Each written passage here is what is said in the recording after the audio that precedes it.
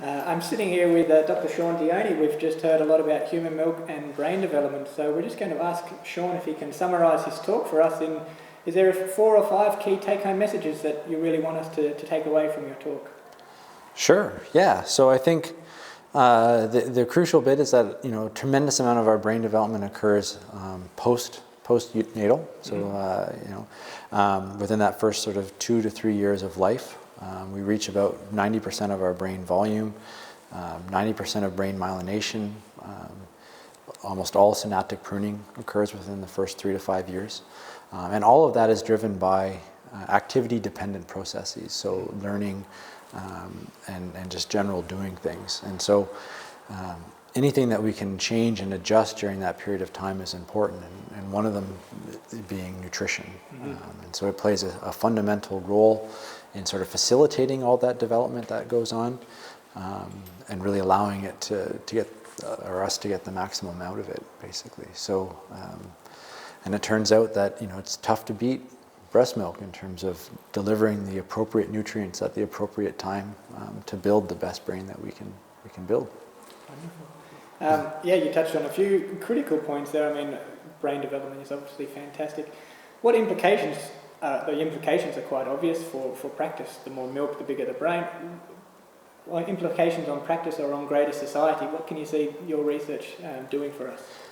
Yeah, I think, if we take one extreme, there's obviously a great deal of interest or concern about cognitive stunting in the third world. So there's certainly, been a lot of focus on physical stunting, so children not necessarily growing to their maximum height.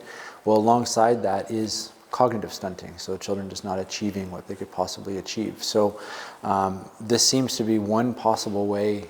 Nutrition is certainly perhaps the most modifiable lever that we have to help maximize cognitive outcome. And so I think that's where we kind of at least tie in, showing that this set of nutrients that we're getting and optimal nutrition does go a long way towards building a better brain, as it were, and trying to get the maximum out that we can possibly get. And it does seem to play a mediating role in a number of other factors. I know we've shown it in terms of socioeconomic status, or sort of family income and social position. Some other groups have shown it with respect to maternal adiposity, that it seems to mediate that influence on child weight and cardiovascular disease. So it's not just cognitive; it's also physical health. But breastfeeding certainly plays an important role, a pivotal role in all of those things. Yeah. And looking forward, if you had an open plan, where do you see yourself going in the future? Your research, what can come of this in the years to come? What can we expect? Yeah, well, so if you guys give me a blank check, no, there's tons. So it was one of these things where we've just sort of scratched the surface. Certainly, we heard today about various compositions within breast milk. How are those influencing and playing a role in certain portions of development? We have the microbiome. So we know there's a gut-brain axis, and certainly, so you have a direct relation between nutrients and brain structure. You have an indirect, or perhaps between nutrients to microbiome to brain structure. You have oligosaccharides, which are obviously playing a role and playing an important aspect in probably both in nutrients, but also in health and in immunization. Which again also sort of indirectly comes back and filters into brain maturation, and we're trying to tie all that together and really kind of understand how, in one instance, how the nutrients provided by breastfeeding goes, whether they go straight to the brain or how they facilitate brain development, how they mediate all these other influences, and how they.